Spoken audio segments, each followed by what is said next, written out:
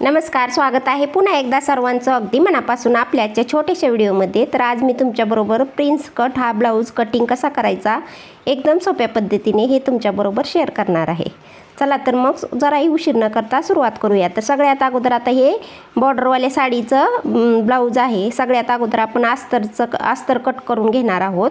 तर हमेशासारखं बंद बाजू आपल्याकडे, ओपन बाजू पलीकडे घ्यायची आणि सगळ्यात अगोदर इथं उंची टाकते मी। तर उंची आहे 14 इंच आहे आणि 1 इंच शिलाई मार्जिनसाठी। तर मी 15 इंच उंची घेतलेली आहे आणि गळा घेते मी 2.5 इंच। तर गळा 2.5 इंचच घ्यायचा आणि आपला गळा पाठीमागून जरा जास्त आहे म्हणून, आणि मागचा गळा मी 9.5 इंच घेतलेला आहे। तुम्ही तुमच्या पसंतीनुसार कमी अधिक करू शकता। तर गळा रुंदी 2.5 इंच आणि खाली मी 2.25 इंच रुंदी घेतलेली आहे, उंची 9.5। आणि मग शोल्डर घेतलेला आहे मी 6 इंच शिलाई बरोबर, म्हणजे 5.5 शोल्डर आहे परंतु अर्धा इंच शिलाईसाठी। मुंडा घेतलेला आहे मी 6 इंच, 6च घ्यायचा। आपल्याला वाटलं तर परत थोडासा अजून वाढवू शकतो, पण अगोदर 6च घ्यायचा। तर छाती 40 आहे, तर त्याचा चौथा भाग आपण 10 इंच घेतलेला आहे आणि शिलाई मार्जिनसाठी 1.25 इंच किंवा 1.5 इंच सोडू शकता। आता मुंड्याच्या साईडला आपण 1 इंच पेक्षा थोडंसं कमी घ्यायचं, 1.25 इंच घ्यायचं असं समजा, आणि गोलाकार देऊन घ्यायचा। कंबर आपली 36 आहे, तर 36 कंबर आहे। तर 36चा चौथा भाग 9, 1 इंच डॉटसाठी आणि शिलाई मार्जिनसाठी 1.25 किंवा 1.5 इंच घ्यायचं। आणि आता चॉकने आपण किंवा तुम्ही पट्टी वापरू शकता, पट्टीने तुम्ही लाईन ड्रॉ करू शकता। मला हाताने सवय लागलेली आहे त्यामुळे मी हातानेच करते। अर्धा इंच कमरेच्या बाजूला अर्ध्यापेक्षा थोडंसं कमी घ्यायचं आणि गोलाकार देऊन घ्यायचा, कारण मागचे डाट घेतले की मग थोडंसं तिरपं जातं, त्याच्यासाठी गोल। आता इथं डॉटची पण खूण लगेच करून घ्यायची। तर शिलाई मार्जिन सोडून दोनचा मध्य काढायचा, शोल्डरचा मध्य, आणि वरती 4 इंच, 4 किंवा 4.5 इंच असा घेऊन लाईन ड्रॉ करून घ्यायची लक्षात येण्यासाठी। तर आता गळ्याच्या साईडला अर्धा इंच आपल्या साईडला घेऊन गोलाकार देऊन इथं मी गोलगळा घेणार आहे। तर इथं गळा तुम्ही कमी जास्त करू शकता। तर गोल गळ्याला आकार देऊन घेते मी आणि त्यानंतर लगेच कट करून घेते। तर अशा पद्धतीने जर समजलं नाही तर नक्की तुम्ही विचारा की कसं समजलं नाही, हा पाठीमागचा भाग आहे। तर नाही समजलं तर मी होईल तेवढं मी समजवायचा पुढच्या व्हिडिओमध्ये प्रयत्न करीन। तर समजा कुठं तुम्हाला समजलं नाही तर कटिंग करून झालेलं आहे।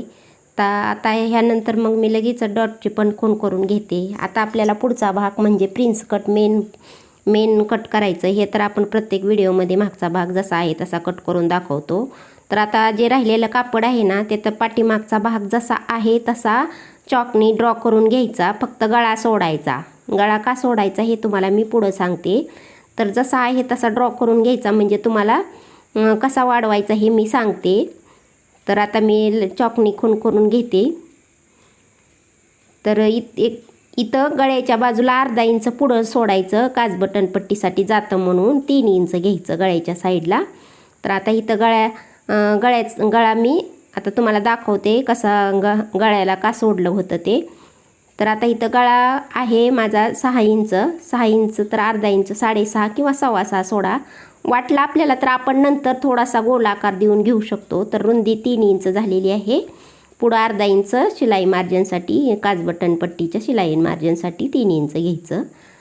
तर आता इथं कसं वाढवायचं, तर आता इथला जे प्रिन्स कटचा भाग आहे ना, तर इथं बाहेरच्या म्हणजे गळ्याच्या साईडला अर्धा इंच घ्यायचं आणि जे चौकोन असतो ना तिथून खोल असा अर्धा इंच खोल क्रॉस गोल आकार द्यायचा, म्हणजे कसं पुढं असा फुगा पडत नाही, येत नाही त्याच्यासाठी। तर आता तिथं पुढं प्रिन्स कटसाठी जाणार कापड म्हणून आपण 1 इंच ह्या साईडला एक्स्ट्रा वाढवायचं मागच्या भागापेक्षा पुढच्या भागाला, आणि खाली 2 इंच वाढवायचं इथं बघा कमरेच्या साईडला। तर हे 2 इंच का वाढवायचं हे पुढं मी सांगते। तर आता जसं आहे तशी लाईन ड्रॉ करून घ्यायची, आणि मागचा आणि पुढचा हे एकदम छान शिलाईसाठी यावं म्हणून असं करून घ्यायचं। तर आता शोल्डरचा मध्य काढायचा आणि 10.5 किंवा 11 इंचावर एक खूण करून ठेवायची आपल्याला, आणि ह्या काज बटन पट्टीच्या साईडला 4.5 इंच घ्यायचं। आता ही 40 साईजचा आहे म्हणून 4.5 इंच घ्यायचं, अगर 30-32 असलं तर 3.5 इंचच घ्यायचं। तर आता जिथून आपण 10.5-11वरती एक डॉट मारून घेतलेला आहे ना, तिथून पुढं खाली 1.5 इंच घ्यायचं.